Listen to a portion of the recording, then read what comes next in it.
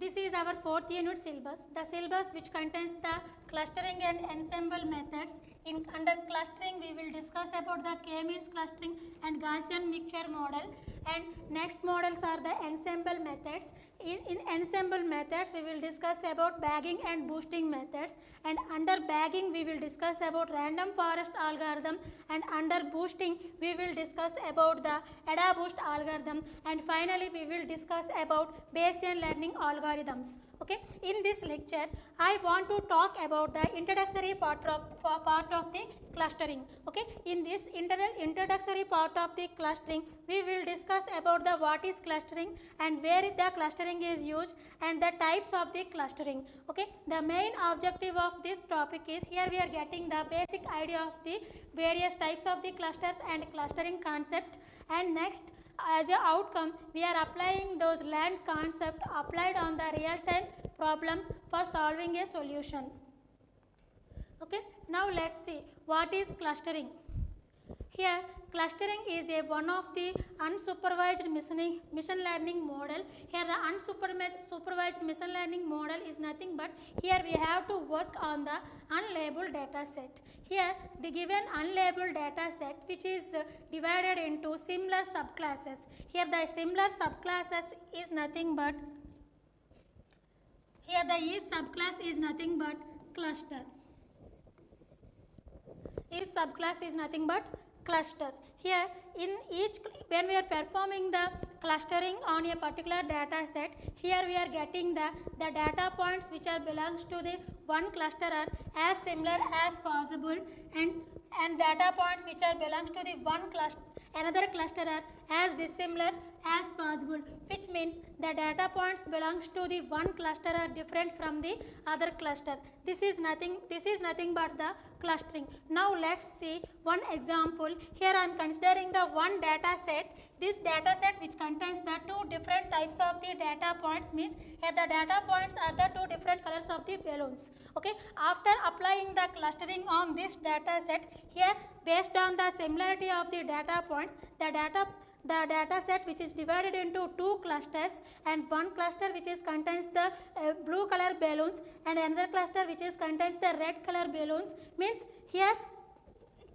the one cluster which contains the similar as points and which are not belongs to this another cluster. This is how the clustering works. Now let's see where we are using this clustering, means what are the applications of the clustering. Let's see one by one. The first one is the Google News. I think all of you heard about the Google News. Okay, what the Google News does get the hundreds or thousands of the news per day. Okay, the Google News divides these hundreds or thousands of the news into different categories based on the similar topics of the related news.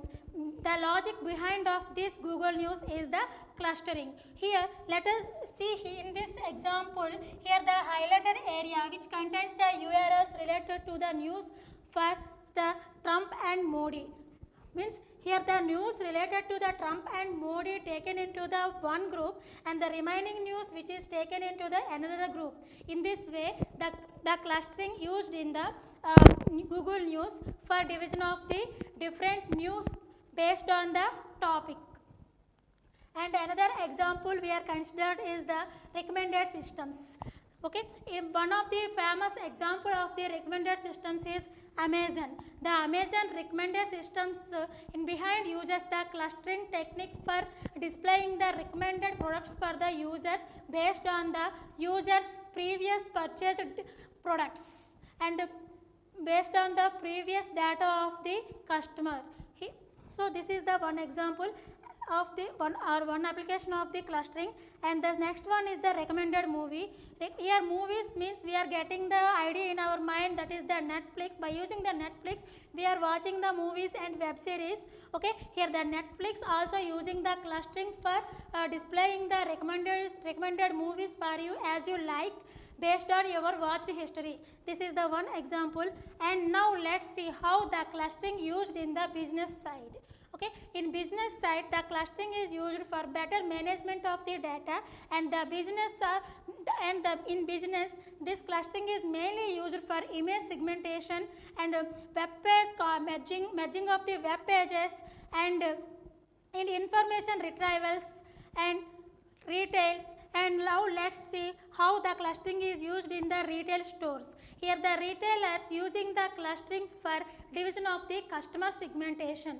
For customer segmentation, here the retailers divides the different customers into the groups based on their behavior and based on their history of the products purchased in that stores. In this way, the retail stores using the clustering for the customer segmentation. And the next application in the business is the banking. In banking sector, the clustering is used for customer segmentation for the different types of the accounts, and which is also used for credit interesting increasing in the credits, and also used for customer profitability. Okay, another application is the insurance companies. The insurance companies also using the clustering techniques for finding the fraud detection regarding that particular policies, and which is also take the attention to the customer into for a particular policies. For that purpose, here the insurance companies are using the clustering techniques. Those are the some of the applications which are used in the technical side and the business side. Now let's see different types of the clustering types. Primarily, the clustering which is divided into two types. One is the hierarchical clustering and second one is the partitional clustering. Okay, under each clustering also we have the subdivision. In hierarchical clustering, we have the agglomerative clustering algorithm and divisive clustering. And under partitioning clustering also we have the two types. One is the k-means clustering, another one is the fuzzy c-means clustering. Now let's see one by one. Okay, first we see partitional clustering. The name itself indicates here the given data set divided or partitioned into different types of the clusters. Okay, based on the division of these clusters, here we have the two types of the algorithms. One is the k-means algorithm and second one is the fuzzy c-mean algorithm. First let's see k-means algorithm. In k-means algorithm, the given data set is divided into k number of clusters. Means in k-means, k indicates the predefined clusters that are need to create in the process. Let us consider the data set. Here I am giving the k value is 3. So k value is 3. So the data set divided into k number of means 3 number of clusters, C1 and C2 and C3. And one more thing, each cluster contains the similar objectives, and the objects in one cluster does not belong to the another cluster. This is the idea of the k-means algorithm. Okay, let's see. Next is the fuzzy c-mean clustering algorithm. In this, here also we are dividing the given data set into some number of clusters, but this is also similar as k-means, but difference is here the data points are maybe belongs to the multiple number of clusters, but in k-means the data points which are belongs to the similar data points which are belongs to the one cluster, means the data points which are not belongs to the another cluster. But here the data points which are belongs to maybe multiple number of clusters. In this way, the fuzzy c-means clustering type is works. Now let's see another type of the clustering is hierarchical clustering. The name itself indicates here the clusters are formed based like a tree structure. Okay, in this also we have the two types. One is the agglomerative and the second one is the divisive clusters.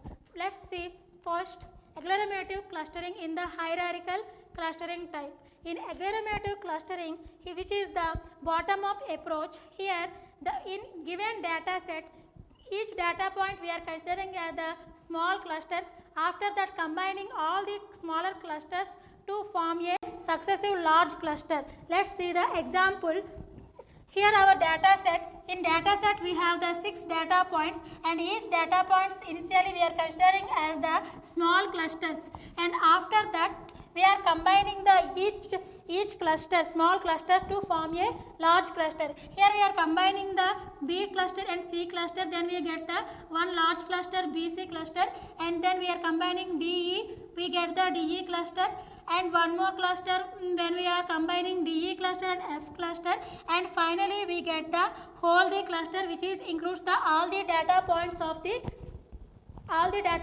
a given data set. In this way we are perform the clustering in agglomerative clustering. Next, the next type of the hierarchical clustering is divisive clustering. In divisive clustering, which is opposite to the agglomerative clustering, this is the top-down approach. The name itself indicates here the given data set we are considering as the large cluster. That large cluster here we are dividing into the small number of cluster until we get the single data point in the each cluster. See, let's see this example. This is our data set. All the data points we are considering as the one cluster, and after that we are performing the division process. In this division process, first I am dividing the two clusters and cluster A and remaining points as the one cluster. After that I am dividing this cluster into two different cluster BC and DEF. After that I am dividing this BC into B cluster and C cluster, and finally DEF cluster I am dividing as DE and F, and finally we are getting the all the small clusters with the single number of data points. In this way the divisive clustering works. And secondly we have the other types of the clusterings. Those are the density based clustering and distributed based clustering. Okay, now let's discuss about density based clustering. Density based clustering. The name itself indicates here the clusters are modeled by the area of concentrating density. Means in this method, first we are searching the areas of the dense data points. After that we are assign those data points to the particular clusters. Okay, and this clustering method also working on the arbitrary shapes of the clusters.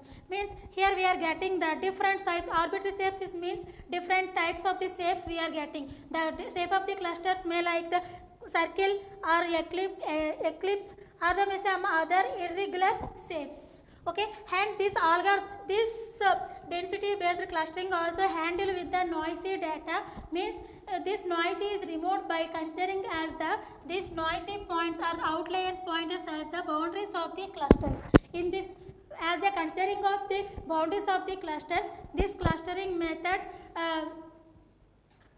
avoids the noisy of the data in the clusters. In this way the density based clustering works. Now let's see what is the distributed based clustering. Okay, here distributed based clustering also works on the different types of the data sets and different types of the shapes. Here the clusters are modeled with the help of the Gaussian distributions. Means in Gaussian distribution is a statistical model which contains the both mean and variance. The mean is which is used for the finding the center of the cluster, and variance which is used for the how the data is spread, how the data is distributed. Okay, here the data points are distributed like this. When the data, these are called the bands. These are nothing but the bands. When the data points which have the more distance from those bands, then we are considering that point as the less belongs to a particular cluster, and this distribution of the data points in this method done based on the probability. Okay, this is nothing but the distributed based clustering. These are the textbooks which are prescribed in your syllabus, and these are the reference books.